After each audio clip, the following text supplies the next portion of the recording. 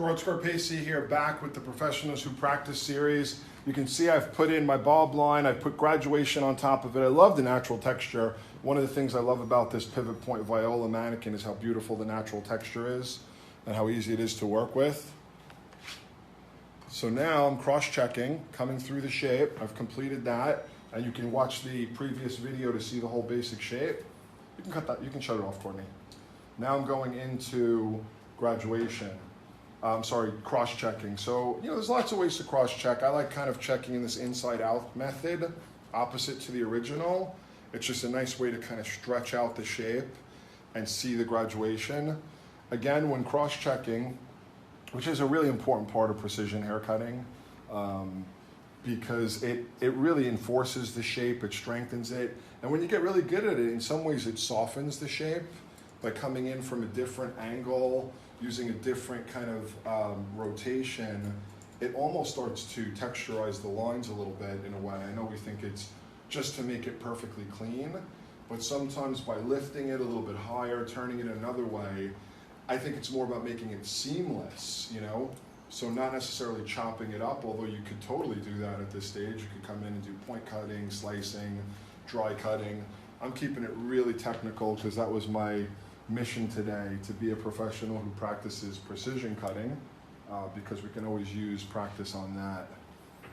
Typically I'm doing a lot of razor cutting, dry cutting, disconnection, point cutting, what I tend to call innovative cutting or razor craft. So I felt like for me it was time to dial it back in and do some technical work. Frank Muslino is here with us. Hey Frank, I hope you caught us earlier when I was doing this whole shape. If not, you can always go back. It'll be on our Facebook page. And you can see the whole basic shape. Now I'm in the cross-checking and the refining. Sometimes people call this like an inside-out approach, because I did work the shape first from back to front in a traditional kind of bob with graduation technique. Now checking, really orbiting the head a little bit. It will round it a little bit, soften it a little bit, where at the same time make sure that it's really clean and precise. And then all I've got left is that little pie section on the top, and I'll explain that in a moment to those of you that maybe missed the first half of the technique. When working with one length and graduated shapes, the hair is going to fall into a parting, right? Because the longest, heaviest hair is on the top. So you can't just tussle it away, or maybe just dry cut into it and hope you're going to get a perfect balance. So what I did here was I find the natural parting. Violas have a great natural parting, and it's on this side. I took a section over here that corresponds, so that everything beneath here I could cut really symmetrically and not lose my flow or balance. And then the only place where there'll be asymmetry due to the parting is right there on the top. So here's a good example of why it's important to cross-check. I've got a little nibble there, which it might not ruin the haircut, but maybe 6 weeks from now as it's growing in, it wouldn't be the best that it could be. Right, just want to take a minute and welcome everybody back. Thanks for tuning back in with us as we complete our haircut. Matthew Jastrzemski from Croatia is here. He says hello. Hey buddy, we need some more of that hibiscus tea. We miss our Croatian tea. Kelly and I last year went to Croatia to hang out with some of the incredible hairdressers over there. And I highly recommend, not only for a vacation, but if you get a chance to take any education with Croatian hairdressers like Zagat or Angela Ursic or Ivan Duda, all of our great friends there. The craft is alive and well in Croatia, and Matthew Jastrzemski is an American transplant who lives there, probably one of the most passionate hairdressers I've met, and a brilliant artist. All right, so cross-checking here, you can see how important it is to just dust and refine and make that shape more seamless. And there's a lot of ways to cross-check this. So you have to play around and figure out what works for you. But most important is the cross-check shouldn't really, it might affect the shape, soften it, bevel it, do little things to it, but it shouldn't change it. If you change your whole haircut, maybe you cross-check too aggressively. Chad Jones-Smith says hello. Hey, my old buddy Chad. Hope you're doing well down there in Atlanta. I'm sure you are. Great, successful stylist. So just using almost what we call the inside-out technique to check, working in reverse, checking through, feeling good. Jessica might have missed this earlier, but she's wondering what shears you're using, what size, what brand, and what overall do you recommend? Overall I recommend that you get educated because You know, unfortunately, and it's always been like this, the scissor or shear business is kind of like the used car business. You know, people know if they're dealing with an educated person or not. And the keys are, what kind of metal is it? You know, is it an alloy? Is it just stainless steel? Is it VG10? Is it something new like super gold, which these happen to be? And do a little bit of research. It's like jewelry. Different types of metal will hold the edge better, they'll last longer. So that might be a reason why you spend a little bit more money to really understand what the metal is. Number two, how are they sharpened? What kind of edge is it? Is it a convex edge? Is it a serrated edge? And then the hardware, the pivot point. Does it have a ball bearing? Does it not have a ball bearing? You know, I'd say that, you know, most brands definitely have some good stuff. And it's a really personal thing, but you really have to learn what you want. I'm working with an authentic Japanese scissor called a Kuho, handmade in Japan, a company that we are in the process of designing some new HP scissors with because I love them. I love their integrity. This one's made from super gold. It's a very beautiful metal. It's got a great pivot screw. Very simple. Our other scissor, which we made with BMAC, which is another incredible Japanese company, is an offset, more crane style. So we wanted to get a straight handle, kind of just a straight handle. Again, so that's another thing to think about, what kind of handle and why. But ultimately, do exactly what you're doing. Ask as many questions. Try as many scissors as you can to get it just right. All right, so you see I took down that last pie section, and this is where I'll use plane elevation coming right off the plane of the head on top of that graduation, and I'll put the roof on the graduation on this side. Notice how I turn my hand in to follow the guideline, because this is, again, where these shapes can get too heavy and too exaggerated. There should be a little curvature to that line so that this doesn't just jump off a cliff.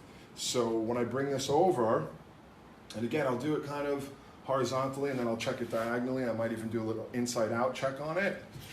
I look for the natural fall. This gets elevated right off the plane of the head, and I rotate.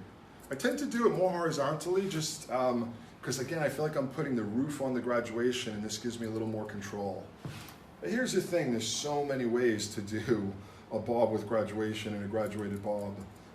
And to make sure you keep your career interesting, try them all and play with them and change them. So hopefully, you know, if you've watched this in the previous video, you got a little bit of inspiration for how to work with, you know, kind of really a shape that's never going to go out of style, and that there's so many different ways to make it practical and beautiful. So that's what I mean by the asymmetry. Only that part of the haircut is longer than the other side, all right? And that's why I had that little pie section. Let me come back right away to my inside out, checking, and get this to really kind of fuse together. If I'm gonna put any more elevation anywhere, it's gonna be right here, come over the hand, and let myself get a little bit more softness in the front. Just because this hair is real thick, it's got a long distance to travel, and I don't want it to be too heavy. Now as I get in this area, I'll come right back into kind of a more standard checking. And there's the roof on the graduation. So I hope you've enjoyed this lesson here. I'm going to do a little hand styling just because I don't think there's anything more boring than watching somebody flat wrap for 25 minutes in flat iron. But obviously you could do that. This is a beautiful shape to blow out. But it's also a beautiful shape. Oh, she lost her head. It's also a beautiful shape to work naturally. And I haven't wet this hair down throughout the process. I've really let it dry naturally. I'll add a little bit of product now. This is a little bit of blow dry primer from our friends at Davines, something I love for natural drying, more on the underneath than in at the roots of the hair. And then I'll use a little bit of curl cream from L'Oreal Professional, another one of our great sponsors that we've worked with for the past year. I will get that cat. And I found this to be a great combination, a little bit of spray in at the roots and the underneath for a little bit of hold and control, and then a little curl cream through the middles and the ends. Now coming in a little bit more freeform, I'll switch to a bit of a chunkier scissor now. Now if I had blow dried this hair perfectly straight, I would check it, or if she's going to wear it more natural like this, I would check it like this as well. In this case, Viola loves natural hair. But it would be basically the same thing if you blow dried it straight. You'd come in and work on your outline. Perhaps you'd go in with some point cutting or channeling or slicing. And it's always going to be the same. The outline's going to dip down a little bit after you graduate the hair. It's just the nature of it. So if you plan for that in the beginning, you'll know that you're going to probably, at the most, a ½ an inch is going to come off. Let that hair expand out a bit. And I can even cross-check the graduation like so. Just letting it expand out a bit and chiseling right into it. And you can see that beautiful balance, what we call A-line or triangular, graduated this way, and A-line this way. This is my, again, those of you that know, my aesthetic or my type of work, it's typically about more natural texture and movement. But here I used precision cutting to achieve that. So I really technically put this shape in that I wanted, and now I'm carving and detailing it.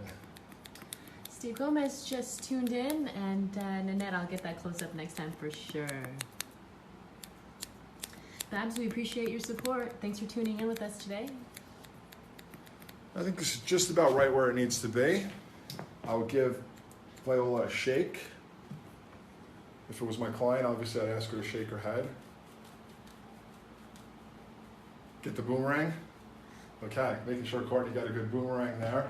So it is, when I do bob shapes, I do have my clients stand up and shake their head, whether it's straight or curly, and then come back in and detail a little bit more. So here we're detailing the natural wave, but you could take the other approach. To me, the question is, what does your client do the majority of the time?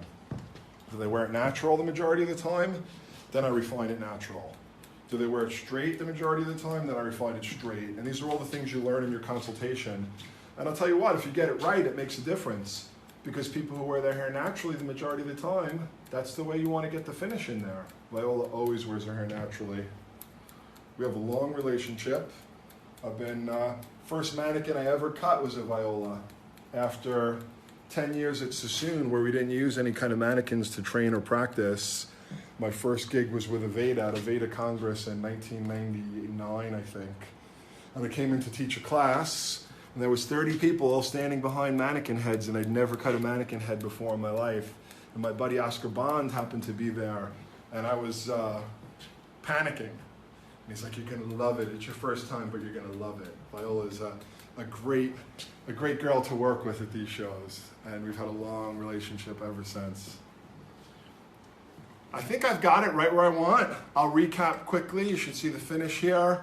You can see the bulb line coming through on a triangular or A line. To me, that steepness is always in line with the jaw, the cheekbone, the jaw. That's the proportion that I like the most. You can see the graduation, and hopefully along the way, you see some of the tricks that I did. If you missed them, you can go back to the previous video and have a look. You can see how I built the whole shape here.